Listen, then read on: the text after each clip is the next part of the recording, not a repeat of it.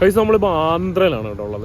ആന്ധ്രയിൽ ഇപ്പോൾ നമ്മൾ കറൻ്റ് നിൽക്കുന്നതെന്ന് പറഞ്ഞാൽ രാജമന്ത്രി എന്ന് പറയുന്നൊരു സ്ഥലത്താണ്. ഇത് ഹൈവേ എന്നൊരു 10 കിലോമീറ്റർ നമ്മൾ ഉള്ളിലോട്ട് കയറുക എന്നാണ്. അതിന് കാരണം എന്ന് പറയുന്നത് ഈ കാണുന്ന LPG പമ്പിൽ കയറി LPG ഗ്യാസ് ഫില്ല് ചെയ്യാനാണ്. നമ്മുടെ ഗ്യാസ് ഫുള്ള് ഫിനിഷായി. ഇപ്പോൾ സമയം ഏകദേശം വെളുപ്പിന് 5 മണിയായി. ഉറങ്ങിയിട്ടില്ല, ഉറങ്ങാൻ പറ്റുന്നില്ല. അതിന് കാരണം എന്ന് പറയുന്നത് മുടിഞ്ഞ ചൂടാണ്. ആന്ധ്രയിലെ ചൂടെന്ന് പറഞ്ഞാൽ നമ്മളെ കൊണ്ട് സഹിക്കാൻ പറ്റുന്ന ഒന്നല്ല. അങ്ങനെ ജിത്തു അതിൻ്റെ കൂടെ പണ്ടാറ് കൊതുക്. ജിത്തുവിനെ ഒരു വിധത്തിൽ ഒരു മണിക്കൂർ ഉറങ്ങാൻ വേണ്ടി അകത്ത് കയറ്റി വിട്ടിട്ട് എന്നെ കൊണ്ട് പറ്റുന്നില്ല അകത്തിരിക്കാൻ. ഇങ്ങനെ ഞാൻ ചാടി വെളിയിറങ്ങി ഇങ്ങനെ കൊതുകടിയും കൊണ്ടിരിക്കും കേട്ടോ. എന്തായാലും ഇച്ചിരി കാറ്റ് പോലും വീശുന്നില്ല എന്നുള്ളതാണ് സത്യം. നമ്മൾ ആന്ധ്രയിൽ എൻ്ററായിട്ട് 3 ദിവസമായി. ഈ 3 ദിവസമായിട്ട് കണ്ടിന്യൂസ് നമ്മൾ ഡ്രൈവ് ചെയ്ത് ഇപ്പോൾ ഏകദേശം നമ്മൾ വിശാഖപട്ടണത്തിന് അടുത്തെത്താറായിട്ടുണ്ട്. ഈ 3 ദിവസം ഉറക്കം നടന്നിട്ടില്ല കേട്ടോ സത്യം പറഞ്ഞാൽ. ശരിക്കും പറഞ്ഞാൽ നമ്മൾ മാക്സിമം ചവിട്ടി പിടിച്ച് വിട്ടുകൊണ്ടിരിക്കുക. എങ്ങനെയും ഇതിനകത്ത് നിന്ന് ഇറങ്ങിയാൽ മതി എന്നുള്ളൊരു അവസ്ഥയിൽ ഇങ്ങനെ പോയിക്കൊണ്ടിരിക്കുക. ഇന്ന് രാവിലെ, അതായത് ഇന്നലെ രാവിലെ ശരിക്കും പറഞ്ഞാൽ രാവിലെ 8:30 എടുത്ത വണ്ടി വൈകുന്നേരം രാത്രിയും ഫുഡ് കഴിക്കാൻ ഒന്ന് നിർത്തി. പിന്നെ വണ്ടി ഇവിടെ കൊണ്ട് നിർത്തുന്നത് ഏകദേശം രാത്രി 3:30-ക്കാണ്. 3:30-ക്ക് വന്നിട്ട് ഒന്ന് കുളിക്കാൻ പറ്റി. ഇവിടെ ജിയോയുടെ പമ്പായിരുന്നു, അതിനകത്ത് പെട്ടെന്ന് കയറി ഒന്ന് കുളിച്ചിട്ട് കിടക്കാൻ നോക്കിയിട്ട് ഒരു കാര്യത്തിൽ പറ്റുന്നില്ല. വണ്ടിക്കകത്ത് ഇരിക്കാൻ പറ്റുന്നില്ല. അതുപോലെ ചൂടും അതുപോലെ കൊതുകും. അങ്ങനെ ഇപ്പോൾ സമയം 5 മണി കഴിഞ്ഞു. എങ്ങനെയും ഈ പമ്പൊന്ന് തുറന്ന് ഇവിടെ നമുക്ക് LPG അടിക്കാൻ വേണ്ടി ഇങ്ങനെ വെയിറ്റ് ചെയ്ത് നിൽക്കുക കേട്ടോ. ഗൈസ് പാവ ഇവനും ഉറങ്ങിയിട്ടില്ല കേട്ടോ.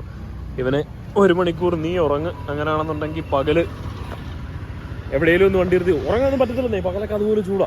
പാവം പിടിച്ചവനെ കൊതുക് കഴിച്ച് പണ്ടാറടക്കും അതിനകത്തിട്ടിട്ട്. അതുകൊണ്ട് അവനും ഉറങ്ങിയിട്ടില്ല സത്യം പറഞ്ഞാൽ. അപ്പോൾ അവനും ഉറങ്ങിയിട്ടില്ല. 3 ദിവസമായി. ഗൈസ് രാവിലെ പമ്പ് തുറന്നു. നമ്മൾ 2800 പറഞ്ഞു കേട്ടോ. പക്ഷേ 2800 കയറിയില്ല, 2400 ആയപ്പോഴത്തേക്ക് കിട്ടാൻ കേട്ടോ. 37.97 ലിറ്റർ, 63 രൂപയുണ്ട് ഇന്നത്തെ വില. ഞങ്ങളിത് വന്നു കയറി രാത്രി നോക്കിയപ്പോൾ 61 ആയിരുന്നു. അപ്പോൾ 37.97 ലിറ്റർ, 2400 അടിച്ചപ്പോഴത്തേക്ക് ഫുൾ ടാങ്ക് ആയി. പക്ഷേ ഓൾമോസ്റ്റ് ടാങ്ക് ഫുള്ള് തീർന്ന പോലെ കാണിച്ചായിരുന്നു കേട്ടോ. Hi everyone, welcome back to yet another episode of travel mug.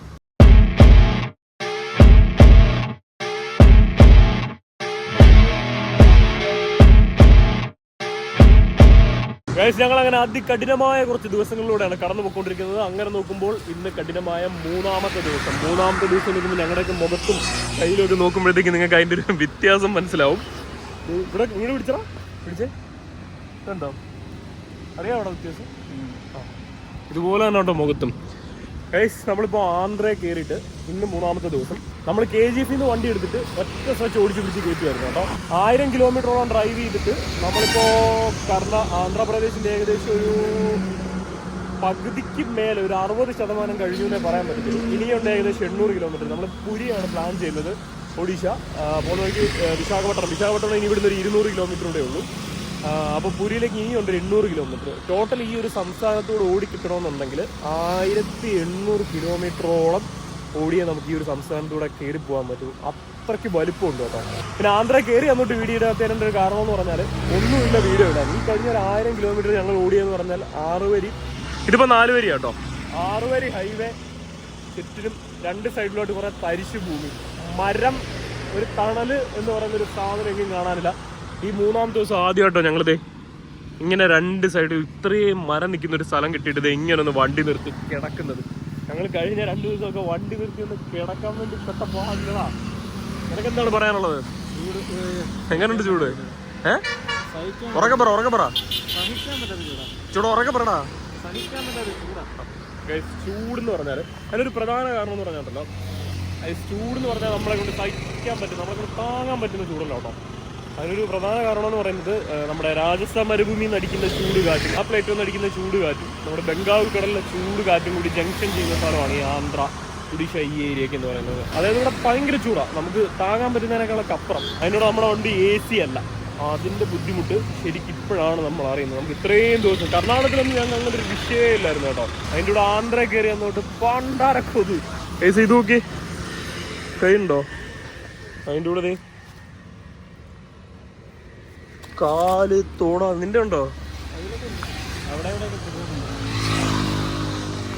ഒരു കുത്തി പൊട്ടി എന്താ പറയുന്നത്, കട്ടി പോയിട്ട് നമുക്ക് ചൊറിച്ചിട്ട് സഹിക്കാൻ പറ്റാതെ നമ്മളങ്ങ് ചൊറിഞ്ഞു പോകും. അങ്ങനെ പൊട്ടി വെള്ളം വരുന്ന പോലത്തെ അവസ്ഥയായി. കാലിലൂടെയൊക്കെയോ മുറിഞ്ഞിരിപ്പുണ്ട്. ഇവിടെയൊക്കെ അങ്ങനെ മുറിവും കാര്യങ്ങളൊക്കെ. അതുകൊണ്ട് രാത്രി ഉറങ്ങാനും പറ്റുന്നില്ല. രാത്രി ഉറങ്ങണമെന്നുണ്ടെങ്കിൽ വണ്ടി ലോക്ക് ചെയ്യണ്ടേ. ലോക്ക് ചെയ്താൽ ഞങ്ങൾക്ക് 2 കൂടെ കിടക്കാൻ പറ്റത്തില്ല. അങ്ങനെ രാത്രി ഞങ്ങൾ ഉറങ്ങത്തില്ല, ഞങ്ങൾ ഇരുന്ന് ഓടിപ്പം. നമ്മൾ കഴിഞ്ഞ 2-2.5 ദിവസത്തിന് ഇന്നാണ് കേട്ടോ, ഇന്ന് രാവിലെ പെട്രോൾ അടിച്ചിട്ട് ഇവിടെ കൊണ്ടുവന്ന് ഈ ഒരു തണൽ കണ്ടപ്പോഴത്തേക്ക് പെട്ടെന്ന് കൊണ്ട് ഇവിടെ ചവിട്ടി. ഞാനൊരു 7:30 തൊട്ട് 12 മണി വരെ ഒരു 4-4.5 മണിക്കൂർ ഒന്ന് ഉറങ്ങി. ആ സമയത്ത് ജിത്തു എന്തായാലും ഫുഡ് വെച്ചു. ഞങ്ങൾ കഴിഞ്ഞ 2 ദിവസമായിട്ട് ഭക്ഷണം കഴിക്കാൻ പറ്റോ പാടലടാ. ഇവിടുത്തെ ഫുഡ് നമുക്ക് പിടിക്കത്തില്ല കേട്ടോ. വെളിയിൽ നിന്നൊക്കെ കഴിച്ചിട്ട് ശരിയാവുന്നേ ഇല്ല. അങ്ങനെ അവനെന്തായാലും ഫുഡും വെച്ചു. എനിക്കൊന്ന് ഉറങ്ങാനും പറ്റി. കാരണം കഴിഞ്ഞ 2 ദിവസങ്ങളിൽ ഓരോ മണിക്കൂർ വെച്ച് രാത്രി ഒരു ഇച്ചിരി നേരം എങ്ങനെ ഉറങ്ങി, അതേ ഉള്ളൂ. ഇന്നലെ നൈറ്റ് കംപ്ലീറ്റ് ഉറങ്ങിയിട്ടുമില്ല. അങ്ങനെ ഒന്ന് ഉറങ്ങാനും പറ്റി, ഫുഡ് കഴിക്കാനും പറ്റി. ജിത്തുവിന് മൈഗ്രെയിനൊക്കെ അടിച്ചു കേട്ടോ, ഈ ചൂട് കാരണം. മൈഗ്രെയിൻ അടിച്ചിട്ട് ഇവൻ രാവിലെ തൊട്ട് രാത്രി വരെ ഇവൻ ഓഫായിരിക്കും. ഇവനൊരു സൈഡിൽ വാടി തളർന്നിങ്ങനെ നടക്കും. ഞാനിരുന്ന് ചവിട്ടി വിടും. അതിൻ്റെ കൂടെ നമ്മുടെ വണ്ടി എന്ന് പറഞ്ഞാൽ നമുക്ക് 130-140 അങ്ങനെയൊന്നും ചവിട്ടി കയറ്റാൻ പറ്റത്തില്ല. വണ്ടി കയറത്തുമില്ല. അതിന് പറ്റുന്ന ഒരു സ്പീഡ് ലിമിറ്റ് ഉണ്ടല്ലോ. ആ ഒരു സ്പീഡ് ലിമിറ്റിൽ 1800 കിലോമീറ്റർ ഓടിപ്പിടിക്കുക എന്ന് പറയുമ്പോൾ അതിൻ്റെ ഒരു ഭീകരത ഞാൻ പറഞ്ഞുതരാം. തിരുവനന്തപുരത്തു നിന്ന് കാസർഗോഡ് വരെ പോകാൻ, നമ്മുടെ കേരളത്തിൻ്റെ ഒരറ്റത്തു നിന്ന് മറ്റേ അറ്റം വരെ പോകാൻ 576 കിലോമീറ്റർ. അപ്പോൾ എത്ര വട്ടം? 576, 1, 2, 3 വട്ടം നമ്മൾ പോയി വരുന്ന അത്രയും ദൂരമുണ്ട്. ഈ ഒരു സംസ്ഥാനം നമുക്ക് ഓടിക്കടക്കാൻ വേണ്ടി മാത്രം. ഇനിയുണ്ട് കേട്ടോ ഞങ്ങൾക്ക് ഏകദേശം 800 കിലോമീറ്റർ. എന്തായാലും ഞങ്ങളിപ്പോൾ വിശാഖപട്ടണത്തിൻ്റെ ഒരു 200 കിലോമീറ്റർ ഇപ്പുറം നിൽക്കുക. ഇവിടുന്ന് എങ്ങനെയെങ്കിലും ഒന്ന് ഓടി വിശാഖപട്ടണവും കയറി ടൗണൊക്കെ ഒന്ന് കണ്ട് നമുക്ക് നേരെ നമ്മുടെ യാത്ര. എന്തായാലും 800 കിലോമീറ്റർ ഉണ്ട്. 800 കിലോമീറ്റർ ഓടിപ്പിടിക്കാൻ എങ്ങനെയായാലും ഇനിയൊരു 1-2 ദിവസം എടുക്കും. അപ്പോൾ നമുക്ക് എന്തായാലും യാത്ര തുടരാം. ഈ കാണുന്നതാണ് കേട്ടോ അവസ്ഥ.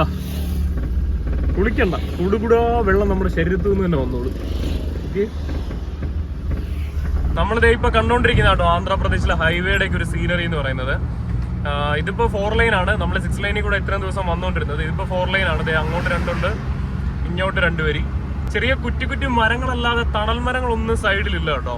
വിജയവാഡയൊക്കെ കഴിഞ്ഞ് മുമ്പോട്ട് വന്നപ്പോഴത്തേക്ക് പിന്നെ ഇതുപോലെ കൃഷി സ്ഥലങ്ങളും കാര്യങ്ങളൊക്കെ കണ്ടു തുടങ്ങി. കുറച്ച് ആ ഒരു തരിശുഭൂമിക്ക് മാറ്റം ഉണ്ടെങ്കിലും റോഡ് സൈഡിൽ വലിയ തണൽ മരങ്ങളോ കാര്യങ്ങളോ ഒന്നും കാണാനില്ല. വിജയവാഡയൊക്കെ കഴിഞ്ഞ് ഇങ്ങോട്ട് വന്നു കഴിഞ്ഞപ്പോഴാട്ടോ സൈഡിൽ ഇതുപോലെ ഇങ്ങനെ കെട്ടിടങ്ങളും വീടുകളും കാര്യങ്ങളൊക്കെ കാണുന്നത്. ഈ കഴിഞ്ഞൊരു 2-2.5 ദിവസം നമ്മൾ സഞ്ചരിച്ചപ്പം സൈഡിലെങ്ങും ഒന്നുമില്ല. 6 വരി ഹൈവേയും സൈഡിലെല്ലാം തരിശു ഭൂമികൾ. ഇത് മാത്രമേ ഉണ്ടായിരുന്നുള്ളൂ. അപ്പൊ പിന്നെ കുറച്ച് വ്യത്യാസം കണ്ടു തുടങ്ങി കേട്ടോ. ഇനി വീണ്ടും മുമ്പോട്ട് ചെല്ലുമ്പോഴത്തേക്ക് ഇത് 6 വരിയിലോട്ട് കയറും. അത് കഴിഞ്ഞാൽ പിന്നെ വീണ്ടും സ്ഥിതി പഴയതുപോലെ ആവും. നമ്മുടെ ഫ്രണ്ടിലോട്ടെല്ലാം നാഷണൽ പെർമിറ്റ് ലോറികളാട്ടോ. ദുരാ ലോറികളാണ്. ഇവിടുന്ന് അങ്ങോട്ടും അവിടുന്ന് ഇങ്ങോട്ടും. മുമ്പോട്ട് നോക്കി എത്ര എണ്ണോ കയറി പോകുന്നേ നോക്കി. നിരന്നതുപോലാട്ടോ.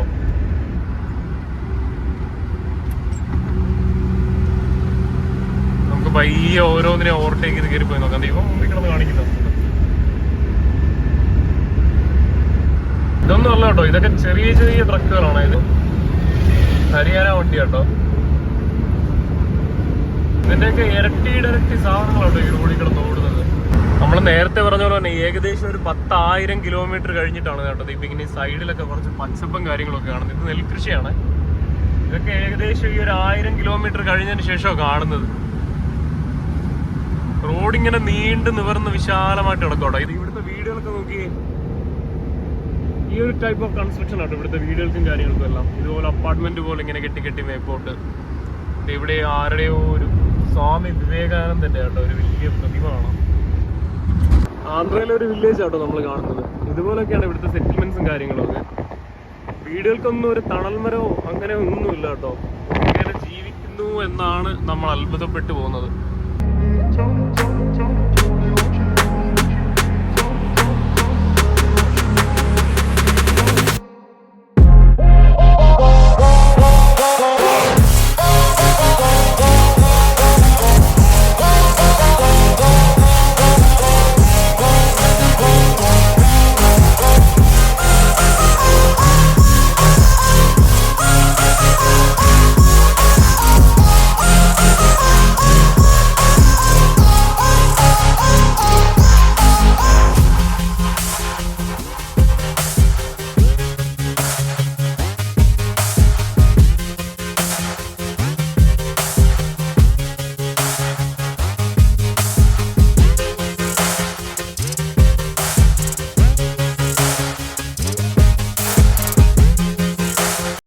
ഞങ്ങളൊന്ന്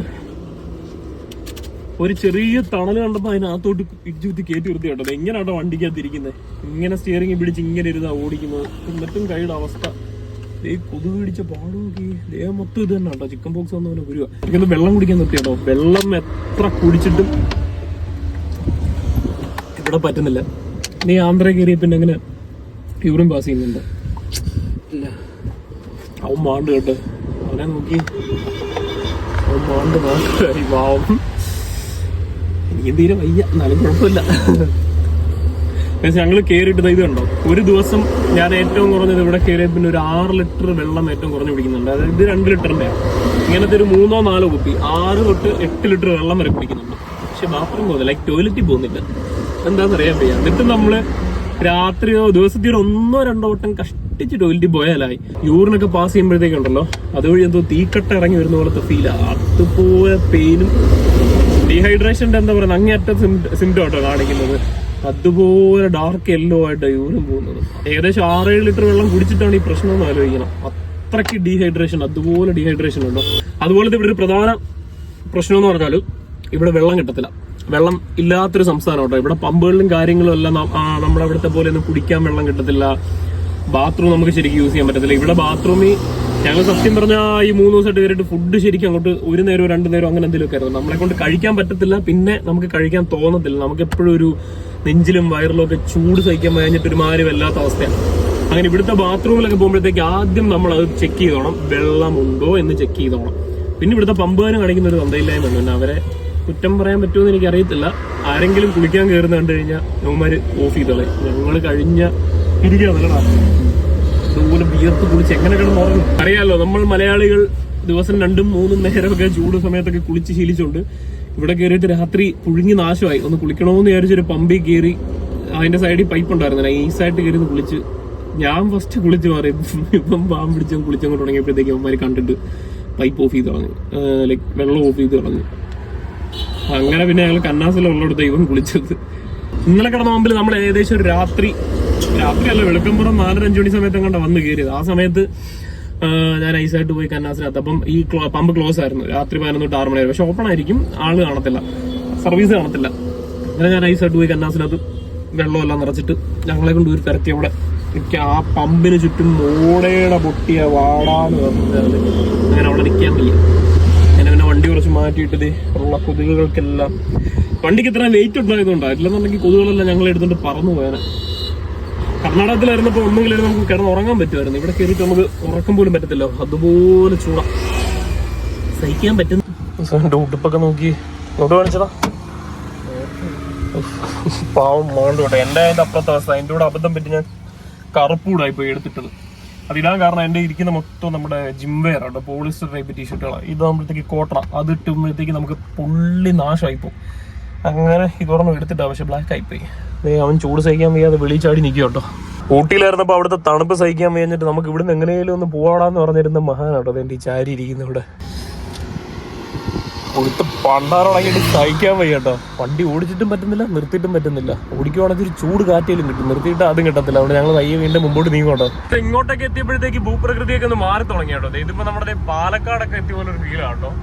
നെല്ല്, വയല്, കരിമ്പനകള്, അതുപോലെ മുമ്പില് മല. കറക്റ്റ് നമ്മുടെ പാലക്കാട് കൂടെ പോകുന്നൊരു ഫീൽ ആയി തുടങ്ങിയിട്ടുണ്ട്. കൃഷിസ്ഥലമൊക്കെ ഉണ്ട് കേട്ടോ. അതെ, വിശാഖപട്ടണം അടുക്കുന്നതോറും ആ ഒരു എന്താ പറയുക തരിശു നിലത്തിന്റെ ഇതെല്ലാം മാറിക്കൊണ്ടിരിക്കുകയാണ്. അതെ, ഇവിടെ കണ്ടോ, ഇവിടുത്തെ ഡീസൽ ഓട്ടോയിൽ ആൾക്കാർ പോകുന്ന നോക്കിയത്, ചേച്ചിമാരൊക്കെ ഇരിക്കും നോക്കിയത്. ഇതുപോലെ ഇടിച്ച് കുത്തി കേട്ടോ ഇവിടെ ഓട്ടോയ്ക്കകത്ത് എല്ലാ ആൾക്കാർ പോകുന്നത്. തമിഴ്നാട് തൊട്ടേ ഇങ്ങനെ തന്നെയാണ്.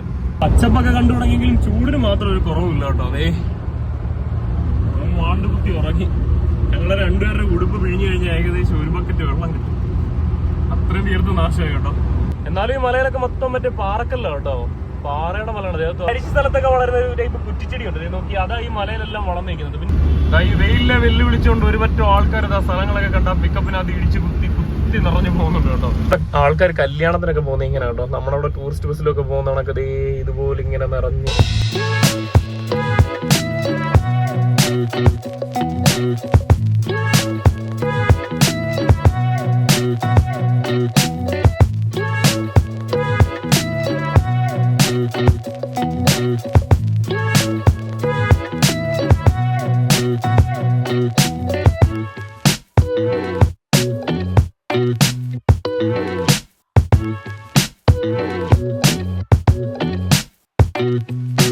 നമ്മൾ ടോൾ ബൂത്തിലോട്ട് എത്തിയിട്ടുണ്ട് കേട്ടോ.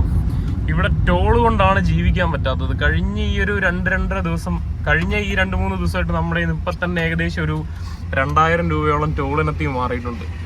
ഇനി അങ്ങോട്ട് ഇനിയും ഏകദേശം ഒരു 1000-1500 രൂപയ്ക്കുള്ള ടോൾ ഉണ്ട്. അപ്പോൾ ആന്ധ്രാപ്രദേശ് ജസ്റ്റ് നമുക്ക് പാസ് ചെയ്ത് കയറി പോകണമെങ്കിൽ തന്നെ ഒരു 3000 രൂപയോളം നമുക്ക് ടോൾ കൊടുത്തേ പറ്റത്തുള്ളൂ. ഫാസ്ടാഗ് ഒട്ടിച്ചത് കാര്യമായി, കഴിഞ്ഞ ദിവസം ഫാസ്ടാഗ് ഒട്ടിച്ചു കേട്ടോ. ഫാസ്ടാഗ് ഒട്ടിച്ചത് കാര്യമായി. ഫാസ്ടാഗ് ഒട്ടിച്ചില്ലായിരുന്നെങ്കിൽ ഓരോ ടോളിനും ഇരട്ടി ചാർജ് കൊടുക്കണം. അതായത് ഇവിടെ ചെറിയ എല്ലാം 150, 175 അങ്ങനെയുള്ളതാണ് കേട്ടോ. 175 ആണെങ്കിൽ അതിൻ്റെ ഇരട്ടി, അങ്ങനെയൊക്കെ കേട്ടോ ടോൾ റേറ്റ് വരുന്നത്. ഇങ്ങോട്ടൊക്കെ എത്തിയപ്പോഴത്തേക്ക് നല്ല രസമുണ്ട് കേട്ടോ കാണാൻ ഈ ഹൈവേ. ഇതേ ആ മലകൾ നോക്കിയേ, ഏത് മലയാണെന്ന് അറിയാൻ വയ്യ. നല്ല ലഷ് ഗ്രീനറി ആട്ടോ. ഇങ്ങോട്ടൊക്കെ വന്നപ്പോഴത്തേക്ക് ഇച്ചിരി എന്താ പറയാ, നല്ല വൃത്തിക്ക് പച്ചപ്പും കാര്യങ്ങളൊക്കെ തെളിഞ്ഞു തുടങ്ങി വിശാഖപട്ടണം അടുക്കും തോറും. ഇതിപ്പോ AH46 കേട്ടോ നമ്മൾ പൊയ്ക്കൊണ്ടിരിക്കുന്നത്. കുറച്ച് മുമ്പോട്ട് വന്നിട്ട് വണ്ടി ഒന്ന് നിർത്തി കേട്ടോ ഹൈവേയുടെ സൈഡിൽ. ഇവിടെ കുറച്ച് തണലും കാര്യങ്ങളൊക്കെ ഉണ്ട്. അങ്ങനെ അത് കണ്ടപ്പോഴത്തേക്ക് കൊണ്ടൊന്ന് നിർത്തിയതാണ്. കഴിഞ്ഞ ദിവസങ്ങളിലായിരുന്നു ഒറ്റ സ്ട്രെച്ചിൽ ഓടിച്ചോടിച്ച്, ഇന്നായപ്പോഴത്തേക്ക് തീരെ പറ്റുന്നില്ല. എന്നിത്തിരി അത്യാവശ്യം ഓടിക്കഴിഞ്ഞപ്പോഴത്തേക്ക് നടുവൊക്കെ അങ്ങ് പിടിക്കുന്ന പോലെ. അങ്ങനെ ഒന്ന് വണ്ടി നിർത്തിയിട്ട് ഞങ്ങളൊന്ന് റിലാക്സ് ചെയ്യായിരുന്നു കേട്ടോ. എന്തായാലും ഇന്നത്തെ റോഡ് എന്തായാലും വലിയ കുഴപ്പമില്ല. വിശാഖപട്ടണം തൊട്ട് പോകുന്ന ഈ ഒരു ഇങ്ങോട്ട് എത്തിയപ്പോഴത്തേക്ക് ലാൻഡ്സ്കേപ്പ് കുറേ മാറ്റമുണ്ട് കേട്ടോ. ഇവിടെയൊക്കെ ഇതുപോലെ തണൽ മരങ്ങളും കാര്യങ്ങളും ഒക്കെ കണ്ടു തുടങ്ങി, പച്ചപ്പ് കണ്ടു തുടങ്ങി. കഴിഞ്ഞ ദിവസമൊക്കെ ഇങ്ങനൊന്നും അല്ലായിരുന്നു കേട്ടോ. കഴിഞ്ഞ ദിവസം ഫുള്ള് വരണ്ട് നാശമായി, കുറച്ച് കുറ്റിച്ചെടിയും കാര്യങ്ങളും. 6 വരി ഹൈവേയിലോട്ടോ നമ്മൾ വന്നുകൊണ്ടിരുന്നത്. വിശാഖപട്ടണം ഇനി ഇവിടുന്ന് അങ്ങോട്ടൊരു 80 കിലോമീറ്റർ സംതിങ് ഉണ്ട്. ഇവിടെ അടുത്ത് ഏതോ ഗ്രാമങ്ങളും കാര്യങ്ങളൊക്കെ ഉണ്ടെന്ന് തോന്നുന്നു. ആ വണ്ടിയുടെ ഒരു കോലം ഇപ്പോൾ ഇതാട്ടോ. കഴിഞ്ഞ ദിവസം എന്തേ ഫാസ്ടാഗ് ഒട്ടിച്ചു, ഇവിടെ ആട്ടോ ഒട്ടിച്ചത്. പിന്നെ ഫുള്ള് പൊടി പിടിച്ച് 5 സംസ്ഥാനത്തെ പൊടി, 5 അല്ലല്ലോ 4 സംസ്ഥാനത്തെ പൊടി ഒഴുക്കും ഇതിനകത്തുണ്ട്. കഴുകാൻ പറ്റിയിട്ടില്ല നല്ലോണം. ഇത് നോക്കി, നമ്പർ പ്ലേറ്റ് ഒക്കെ മഞ്ഞയായി കേട്ടോ.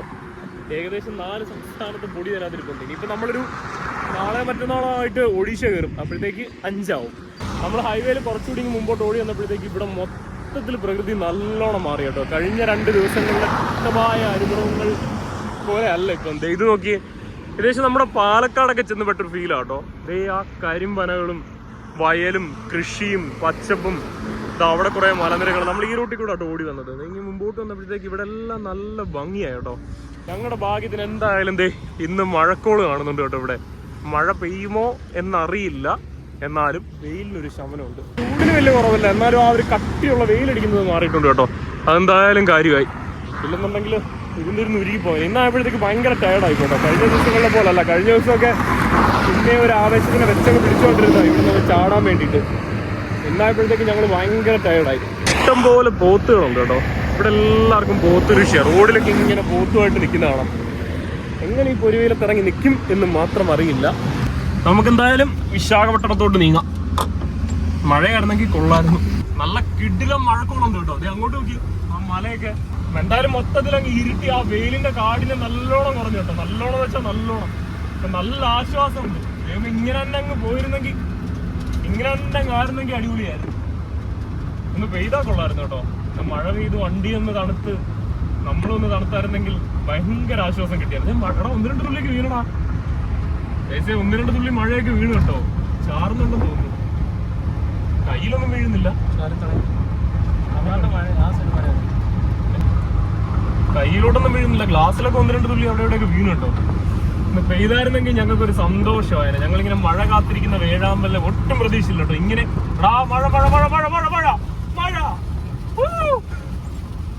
എന്റെ ഞങ്ങള് വീട്ടിൽ നിന്ന് ഇറങ്ങിയിട്ട് ആദ്യമായിട്ടോ മഴ കാണുന്നത്. അയ്യോ പുതുമഴയുടെ മണം. സത്യം ഞങ്ങൾ വീട്ടിൽ നിന്ന് ഇറങ്ങിയിട്ട് ആദ്യമായിട്ടോ മഴ കാണുന്നത്. ഊട്ടിയിലൊക്കെ വെച്ച് മഴക്കോളും കാര്യങ്ങളൊക്കെ കണ്ടായിരുന്നുണ്ടെങ്കിലും മഴ കണ്ടിട്ടില്ല. അത് ഹാപ്പി. കഴിഞ്ഞ 2-3 ദിവസത്തിന്റെ ആ ഒരു വിഷമം മാറാൻ ഇത് തന്നെ ധാരാളം. ഓ മഴ പെയ്തപ്പോഴത്തേക്ക് എന്നാ ഭംഗിയാ നോക്കിയ ഇവിടെയൊക്കെ. റോഡൊക്കെ നോക്കിയടാ. ഓ മുമ്പോട്ട് എത്തുമ്പോഴത്തേക്ക് അത്യാവശ്യം നല്ല മഴയായി കേട്ടോ. ഭയങ്കര ശക്തിയല്ല, എന്നാലും അത്യാവശ്യം നല്ല മഴ പെയ്തുകൊണ്ടിരിക്കുക. അങ്ങോട്ടുള്ള നല്ല ശക്തി വന്നിട്ടുണ്ടോ? ആ അടിപൊളി അടിപൊളി. അത്യാവശ്യം നല്ല മഴയായി കേട്ടോ. വേറെ ഒന്നും വേണ്ട, സന്തോഷം. മഴയത്ത് ഡ്രൈവ് ചെയ്യാന്ന് പറഞ്ഞാൽ എനിക്ക് ഭയങ്കര ഭ്രാന്തുള്ള കാര്യം കേട്ടോ. ഞങ്ങൾ ട്രിപ്പിലിറങ്ങിയിട്ട് ഇത്രയും നാളായിട്ട് മഴ കിട്ടിയില്ല. ഫസ്റ്റ് മഴയാണ് ഞങ്ങളുടെ. അതും ഈ ഒരു സ്ഥലത്ത് വെച്ച് മഴ കിട്ടുമെന്ന് ഒരിക്കലും പ്രതീക്ഷിച്ചില്ല കേട്ടോ. ഇതുപോലെ വരണ്ടുണങ്ങിയ ഒരു സ്ഥലത്ത് നല്ല കിടിലം മഴയായിട്ടുണ്ട്. നല്ല പുതുമഴയുടെ മണവും നൊസ്റ്റാൾജിയ വരുന്നു. നൊസ്റ്റാൾജിയ മുമ്പോട്ടുള്ള റോഡൊക്കെ നോക്കി മഴ പെയ്തു കഴിഞ്ഞാൽ പിന്നെ വേറൊരു വൈബാട്ടോ. ആ സ്ഥലത്തിന്റെ ഒരു ഭംഗിയെ മൊത്തത്തിലങ്ങ് മാറും. അപ്പൊ എനിക്ക് കറക്റ്റ് കേരളം ഭയങ്കരമായിട്ട് മിസ് ചെയ്യും. പക്ഷേ സൈഡിലൊക്കെ ചുറ്റും വലിയ മലകളും കാര്യങ്ങളും പ്രകൃതി മൊത്തത്തിലൊന്ന് മാറി. ഈ പച്ചപ്പിനകത്തോട്ട് വന്നു ഒരു മഴയും കിട്ടി. സന്തോഷമായി കേട്ടോ. എന്നാലും ഈ മഴയത്ത് എൻജോയ് ചെയ്തൊന്ന് വണ്ടി ഓടിക്കട്ടെ.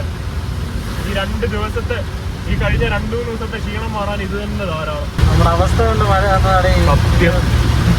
ഞങ്ങൾ ഈ കഴിഞ്ഞ 2-3 ദിവസമായിട്ട് ഇവിടെ കിടന്ന് മുക്കറയിടുകൊണ്ട് വീഡിയോ എടുക്കാനാണെങ്കിൽ ഒന്നുമില്ല. ഒരു വെയിലും ഹൈവേയും മാത്രം. അതിനകത്ത് എന്ത് വീഡിയോ ഇട്ടെടുക്കാനാണ് ഞങ്ങൾക്ക് അറിയാൻ വയ്യ. നിങ്ങളെ കാണിക്കാൻ വേണ്ടിയിട്ട് അനുഭവിച്ചെന്ന് പറഞ്ഞാൽ അതുപോലെ അനുഭവിച്ചു. ഞങ്ങളുടെ അവസ്ഥ കണ്ടിട്ട് ഇവന്റെ കോലം നിങ്ങൾ ആദ്യം കണ്ടല്ലോ. ഇവൻ മാണ്ട് കിടന്നുറക്കം വരുന്നുണ്ടോ. ഞങ്ങളുടെ അവസ്ഥ കണ്ടിട്ട് പ്രകൃതിയായിട്ട് വന്ന മഴയാ. നല്ല ശക്തിയായി കേട്ടോ. മുമ്പോട്ട് കാണിക്കടാ. നല്ല ശക്തിയായി കേട്ടോ. അടിപൊളി.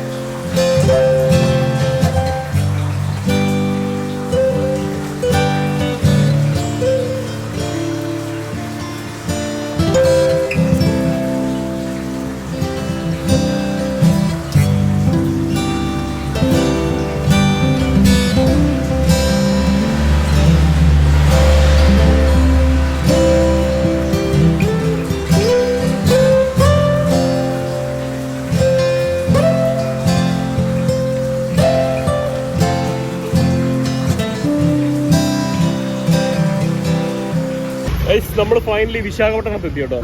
വിശാഖപട്ടണത്ത് ടൗണിലെ തിരക്കൊക്കെ കണ്ടോ. ഭയങ്കര തിരക്ക് കേട്ടോ. കുഞ്ഞു റോഡും മുട്ടിഞ്ഞ തിരക്കും ആൾക്കാരും ബഹളം. അങ്ങനെ ഞങ്ങൾ കൊണ്ടുവന്നൊരു വണ്ടി നിർത്തിയിട്ട് കുറച്ച് പച്ചക്കറി മേടിക്കാമെന്ന് വിചാരിച്ചു. കുക്ക് ചെയ്യാൻ വേണ്ടി. വേറെ ഒന്നുമില്ല, സവാളയും കിഴങ്ങും അത് മേടിക്കാൻ വേണ്ടി ഇറങ്ങിയത്. ഇവിടെ എല്ലാം ഇങ്ങനെ റോഡ് സൈഡിലെല്ലാം ഇങ്ങനെ വെച്ച് വിൽക്കുന്നുണ്ട്. നമുക്ക് ഏതെങ്കിലും ഒരെണ്ണം നോക്കി മേടിക്കാം. ഇവിടുന്ന് ബീച്ചിലോട്ടൊക്കെ പോകാൻ അത്യാവശ്യം ദൂരം ഉണ്ട് കേട്ടോ.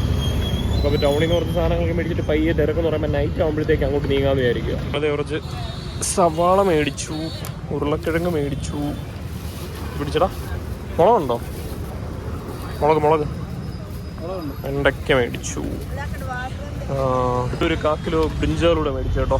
ബ്രിഞ്ചാൾ നമുക്ക് ഫിഷ് ഫ്രൈ ചെയ്യുന്ന പോലെ ഫ്രൈ ചെയ്യണം. നമുക്ക് വണ്ടിക്കകത്ത് സ്മെല്ലടിക്കുന്നതുകൊണ്ട് മീൻ ഇതുവരെ കഴിക്കാൻ പറ്റിയിട്ടില്ല കേട്ടോ. അതിന് പകരമായിട്ട് നമുക്ക് മീൻ ഫ്രൈക്ക് പകരമായി വെജിറ്റബിൾ ബ്രിഞ്ചൽ ഫ്രൈ. ഇങ്ങോട്ട് വന്നപ്പോൾ മല്ലിയില മേടിക്കാൻ വന്ന കേട്ടോ. മല്ലിയില ഇവിടെ ഇരിപ്പുണ്ട്, ചീരയുണ്ട്. ഇതാ ഒരു കിട്ടും മല്ലിയില. ഇത് കറിവേപ്പില. ഇതെന്തോടാ? ഇത് വേറെന്തോ ചീര കേട്ടോ. പട്ടാണി കടല, മുളകുണ്ടല്ലോ നമ്മുടെ കയ്യിൽ. ഓക്കെ, ഞങ്ങളുടെ ഷോപ്പിംഗ് അവസാനിക്കുന്നില്ല. ഞങ്ങൾ വീണ്ടും ഇവിടുത്തെ സപ്ലൈക്കോ, അതായത് ഇവിടെ ഡിപ്പാർട്ട്മെന്റ് സ്റ്റോർ എന്നാണ് പറയുന്നത്. അവിടെ പോയി ഇത് വിനാഗിരിയും ചില്ലി സോസും മുളക് പൊടി. ഇതാണ്ട് ഇവിടെ നമ്മുടെ ആശീർവാദിൻ്റെ മുളക് പൊടി കിട്ടും കേട്ടോ. അങ്ങനെ അതുമെല്ലാം മേടിച്ച് വീണ്ടും വണ്ടിയിൽ എടുത്തിട്ട് പോയിക്കൊണ്ടിരിക്കുക. അത് ഇത് നോക്കി, ഇവിടെ എല്ലാം നമ്മുടെ നാട്ടിലൊക്കെ വൈകിട്ട് മീൻ വിൽപ്പനയൊക്കെ നടക്കുന്ന പോലെ കേട്ടോ. പച്ചക്കറി ഇത് ആ സ്ട്രീറ്റ് അവിടുന്ന് ഇങ്ങനെ ഫുള്ളിങ്ങനെ പച്ചക്കറി കച്ചവടം നടന്നുകൊണ്ടിരിക്കുക കേട്ടോ. തിരക്കെന്ന് പറഞ്ഞാൽ ഭയങ്കര തിരക്കുള്ള ടൗണാണ്. അപ്പോൾ നമ്മൾ മെയിൻ സെൻറ്ററിലോട്ട് പോയില്ല. അതിന് മുമ്പ് സാധനങ്ങൾ മേടിക്കാൻ, തിരക്കാവുന്നതിന് മുമ്പ് സാധനങ്ങൾ മേടിക്കാമെന്ന് വിചാരിച്ച് പെട്ടെന്നൊരു ഗ്യാപ്പ് വണ്ടി പാർക്ക് ചെയ്യാൻ കിട്ടിയപ്പോൾ അവിടെ പാർക്ക് ചെയ്തിട്ട് സാധനം മേടിച്ചാൽ. ഇനി ഇവിടുന്ന് ബീച്ചിന് അങ്ങോട്ട് പോകാൻ എനിക്ക് തോന്നുന്നു ഏകദേശം 10-30 കിലോമീറ്റർ മേലെ ഉണ്ടെന്ന് തോന്നുന്നു ബീച്ചിനടുത്ത് പോകാൻ. നമുക്ക് എന്തായാലും പയ്യെ അങ്ങോട്ട് നീങ്ങാം. ശരിക്കും പറഞ്ഞാൽ വിശാഖപട്ടണത്തെ മെയിൻ സെൻട്രൽ പോയിന്റ് എന്ന് പറയുന്നത് ഇവിടുന്ന് ഈ ഒരു 11 കിലോമീറ്റർ ഉണ്ട് കേട്ടോ. അത് ഇവിടുത്തെ തന്നെ തിരക്ക് നോക്കിയാൽ 11 കിലോമീറ്റർ ഇപ്പുറം നിന്നുള്ള തിരക്ക് നോക്കി നമ്മുടെ ഇതിനിടയിൽ നിന്ന് വണ്ടി കുത്തിയെടുത്തുകൊണ്ട് പോകാൻ ഒരു മാർഗ്ഗവും കാണുന്നില്ല കേട്ടോ. ഞാനൊരു പയ്യൻ്റെ അടുത്ത് തിരക്കിയപ്പോഴത്തേക്ക് അവൻ പറഞ്ഞു നൈറ്റ് ലൈഫിനൊക്കെ നല്ലത് ഋഷിക്കൊണ്ട ബീച്ചാന്ന് പറഞ്ഞു. RK ബീച്ചാണ് മെയിൻ കളർഫുൾ ആയിട്ടുള്ളത്. ഋഷിക്കൊണ്ട ബീച്ചാന്ന് പറഞ്ഞു. അവൻ എങ്ങനെയാണ് കളർഫുൾ എന്ന് ഉദ്ദേശിച്ച് എനിക്ക് മനസ്സിലായില്ല. അവനൊരു ചിരിയും ചിരിച്ചിട്ടുണ്ട്. അപ്പോൾ നമുക്ക് എന്തായാലും അവിടെ ഞാൻ പാർക്കിംഗ് ആണ് ഞാൻ മെയിനായിട്ട് ചോദിച്ചത്. പാർക്ക് ചെയ്യാൻ പറ്റുമെന്ന് ചോദിച്ചു. അപ്പം പാർക്കിങ്ങിനൊന്നും ഒരു സീനും ഇല്ലെന്നാണ് പറഞ്ഞത്. അപ്പം ഞങ്ങളിപ്പോൾ ഋഷിക്കൊണ്ട ബീച്ച് ബാക്കിലോട്ട് തന്നെ ആയിരുന്നു. അവനൊരു റൂട്ട് ഷോർട്ട് കട്ട് പറഞ്ഞു തന്നിട്ടുണ്ട്. എയർപോർട്ട് വഴിയുള്ള വലിയ തിരക്കോ കാര്യമൊന്നും ഇല്ലയെന്ന് പറഞ്ഞു. കംഫർട്ടബിൾ ആയിട്ട് പോകാമെന്ന് പറഞ്ഞു. അപ്പോൾ ഞങ്ങൾ ആ റൂട്ട് തപ്പി ഇറങ്ങിയതാണ്. പക്ഷേ ഇത് നോക്കി 1 ഇഞ്ച് നമുക്ക് അനങ്ങാൻ പറ്റാത്ത പോലെ ട്രാഫിക് കേട്ടോ. ഒരു ഗ്യാപ്പ് കിട്ടിയ സകല വണ്ടി, അത് കാറുന്നില്ല ബൈക്കുന്നില്ല എന്താണെങ്കിലും കൊണ്ട് ഇടിച്ച് കുത്തി പൊക്കി കയറ്റും അതുപോലെ കേട്ടോ.